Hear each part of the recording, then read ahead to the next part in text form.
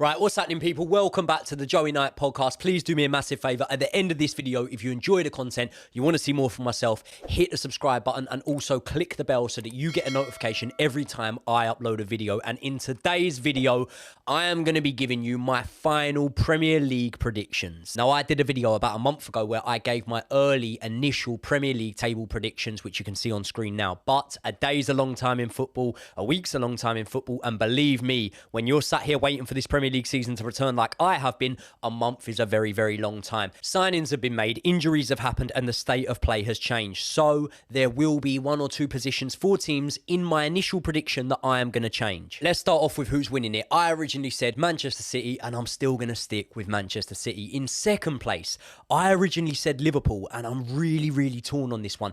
I'm starting to think that maybe Arsenal might finish second. I know that Arsenal have Champions League football, which they didn't have last season, but, you know, Liverpool do have Europa League football. How long they'll be in that competition, I'm not too sure. But, you know, Thursdays, Sundays could be a little bit harder. The other thing is, I really do rate the business that Liverpool have done. And they seem to have, for the most part, apart from this Lavia deal, to have got a lot of it done early, which is always a good thing in my books. However, they are going to take time to gel. And there are still uncertainties over a few of those players they brought in. So for me, I think that looking at the Community Shield especially as well, and looking at how Arsenal played, and the stability that they've got there, this could be Arsenal's time to push City the closest, as they did last season, you know, but yeah, I think I'd swap that one, Arsenal for Liverpool, which obviously then means I'm swapping my initial prediction of Arsenal in third for Liverpool in third. Fourth, I'm sticking with what I said originally, and that is Chelsea to get a top four finish. When I said it a month ago, I sort of wanted it to happen, talking it into existence. When I'm saying it now, I'm confident of it. We could finish fourth, we could finish third. I don't know. We're going to have a good season. In fifth place, I originally had Newcastle. I am going to put Man United in there. I think that bringing Onana in is going to be a plus for them. Bringing Johnny Evans in, I'm joking. Bringing Onana in is going to be a plus for them. We'll see how the likes of Højlund actually does. Obviously, Mason Mount, he missed an open goal in a pre-season friendly the other day, but, you know, what's pre-season mean? Yeah, I think Man United will do well. I think fifth place finish for them. And look, at the end of this season, all indications are that fifth is going to get you Champions League football. So they shouldn't be too disheartened by a fifth place finish. Again, it's the old swap because I did originally have Newcastle in fifth and I've put Man United there. So Newcastle will go into sixth spot. Now in seventh, I originally had Villa. You look at the business Villa have done. Unreal. Pau Torres coming in. Diaby coming in, you know.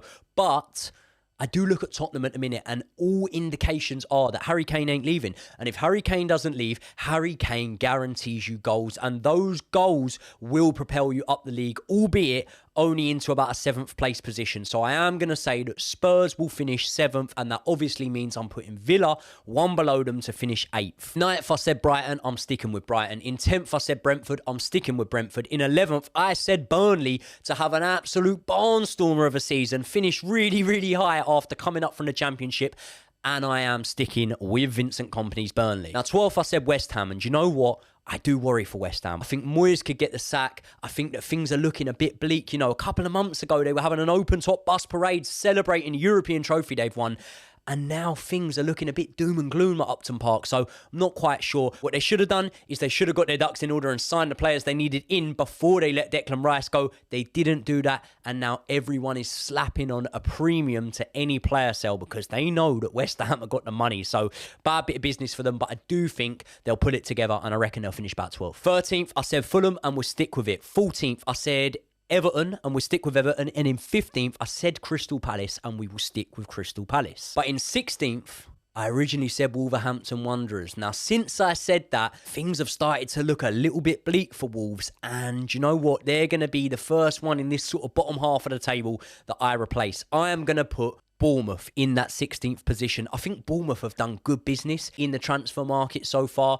And yeah, I had backed Bournemouth to get relegated, you know. Still not sure on their manager. I won't be until I see a bit from him. But yeah, I'm going to propel them up the table a little bit and put Bournemouth here. In 17th place, just ever so slightly missing the drop, I said Luton. I'm sticking with Luton. So for relegation, in 18th, I said Nottingham Forest, and not that much has changed. One or two in, Anthony Elanga, but yeah, I'm sticking with Nottingham Forest to get relegated at the end of this season. In 19th spot, I originally had Bournemouth, and you've guessed it, I've got Wolves there. It's a big shout, but I think Wolves are going down. And rock bottom in 20th position, I said Sheffield United. It's going to be Sheffield United. They've lost their best player. They haven't done good business in the transfer window. Paul Heckingbottom's unproven. Just can't see it happening for them. Think they're going straight back down. So there you go. When it comes to the top of the table, I obviously changed quite a few of my original predictions, but actually down the bottom end of the table, I think a lot of it's going to stay the same. So what about some other awards? Let's start off with top goal scorer. The smart money would be on Erling Haaland or Harry Kane.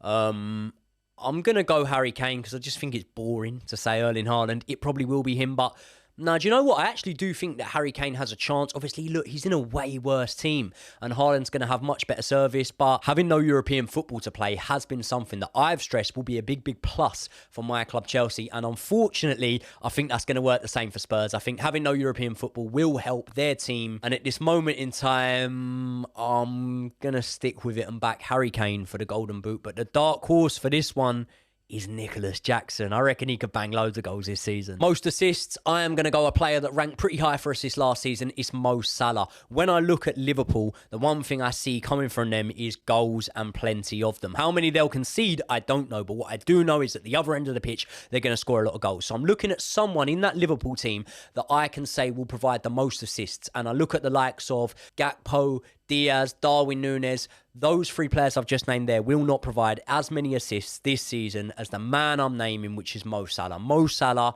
is, for me, the player who will make the most Premier League assists this season. Now, my surprise package team is Burnley. I've gone on record of saying this before. I think that they will be one of the best teams in recent years that we have seen come up from the Championship. To come up from the Championship and to finish where I've put them, which is just outside of the top 10, is a real achievement for a club like Burnley. They play some lovely football. They are not the Burnley we have seen in seasons gone by. So, although I do think, yeah, okay, there'll be a couple of times when they take a few pacings and whatnot because of their free-flowing progressive football, I also think that there'll be a couple of the big boys. They'll play some good stuff and they will get just outside of a top 10 finish, which is massive. My surprise package player, I am going to go with Darwin Núñez. I think Darwin Núñez could have a good season. I know a lot of people made him into a meme last season, didn't really rate what he did, but I look at him and he is a physical specimen. And do you know what?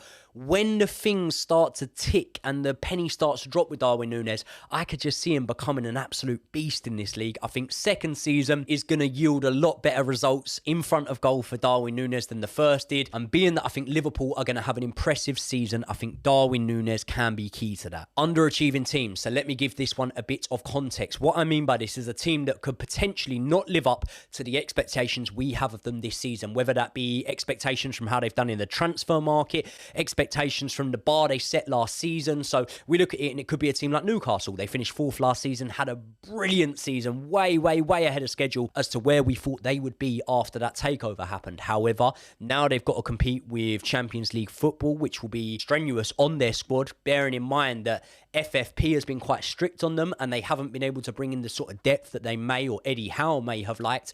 Man United, that's a team that last season got a top 4 finish and a cup. So let's say, for example, if they were to finish 5th this season without a domestic trophy, would that be underachieving? That's another one we could look at. But my pick is going to be Brighton and Hove Albion. Now, I actually think that Brighton and Hove Albion will have a good season, but I would need to pick someone for an underachieving team. And when I look at it, I think, okay, would it be out of the realms of possibility that Brighton don't get a top 10 finish this season? No, not at all. They've lost some key players. I also think they've brought some good ones in, you know. João Pedro was a player that really excited me when I saw him against my club, Chelsea, in pre-season, and I think will do well for them. However, I do think that with the addition of Europa League football, there is a chance that Brighton and Hove Albion may slip slightly from where they were last season. And if we look at the context and the history of Brighton as a football club, let's say, for example, they finished 12th. It's a good finish. It's a good finish. Premier League football, okay, you didn't get Europe again, but you've just played it last season, you can push on again.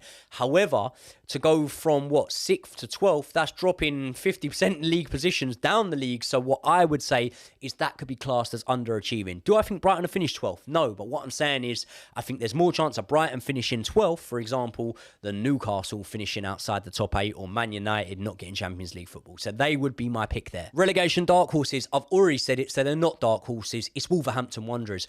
Wolves have been crippled by FFP. They had to go and sign Kuna, who was obviously on loan there with an obligation to buy. He didn't do that well. They can't get players in. You know, they've got, 2 centre-backs registered at the club at the minute. They're weak in defence. They're weak in attack. They've got a good manager, but how long will Lopetegui stick around? We've already heard murmurs in the media media that maybe he's not happy, I think this could be a horrible season for Wolves. And we look and we give an example when we talk about Brighton to compare it to Southampton, and we say, you know, they were a club that were seen to do really well in the Premier League and whatnot. Actually, maybe we should draw example to Wolves, you know. Wolves came up as one of the best sides ever to come up from the Championship. That team was unreal. They came up straight away, top 10 finish in the Premier League, smashed it. And now we're looking at them within, 3 seasons of playing in Europe and going, they're really looking like they could go down this season. So yeah, I fear for Wolves. I've got a little away day plan to Wolves. Going to watch Chelsea at Molineux later in the season. So hopefully they are doing shit and we absolutely smash them. But yeah, be sad to see Wolves go, but they are my relegation dark horses. But if not them, I'd actually go Crystal Palace. I said in the video not long ago that the thing that keeps Palace in the division every year is Zaha, Elise and Eze. And I know they've still got Eze. Elise looks like he's going to go. Zaha's gone.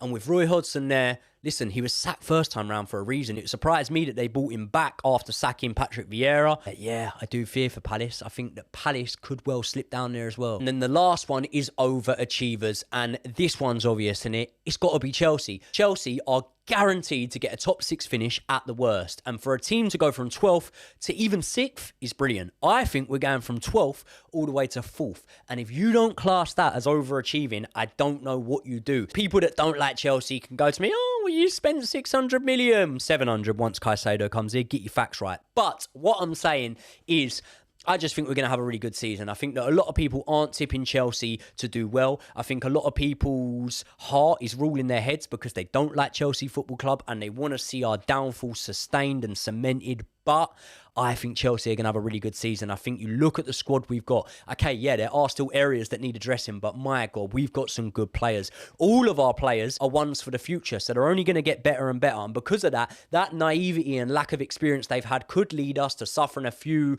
maybe embarrassing defeats. But what it could also do is lead us to pulling off a few massive upset wins this season, which I truly believe we will do.